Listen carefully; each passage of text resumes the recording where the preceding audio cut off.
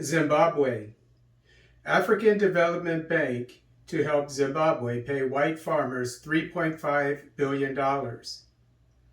On Monday, May 15, 2023, President of the African Development Bank, Akinwumi Adesina, told reporters and creditors during a press conference in Harare that the African Development Bank is devising a plan to help Zimbabwe, quote, fast track and front load, unquote, a total of $3.5 billion in payments to whites whose farms were confiscated by the administration of former President Robert Mugabe beginning in 2000.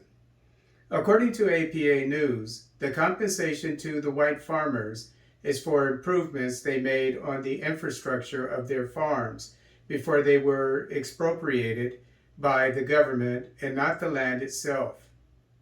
Zimbabwe's largest creditors, like the IMF and Paris Club, stipulated that the Southern African nation's government would have to compensate the white farmers, quote, before they accept a proposed debt clearance program, unquote, for the $17 billion Zimbabwe owes in external debt.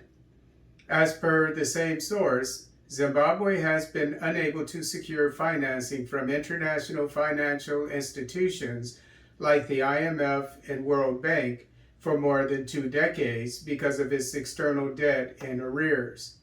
The white farmers rejected a proposal from the administration of current President Emmerson Mnangagwa in 2020 for them to receive payments over 10 years in treasury bills. According to Reuters, Adesina, quote, is co-chairing a process that aims to clear $6 billion of external debt arrears and that reforms the exchange rate and central bank, which he said has a quasi-fiscal role that fuels inflation, unquote. According to Africa Briefing, Adesina said his proposal would, quote, help leverage the capital markets to fund the compensation without adding debt to Zimbabwe, unquote.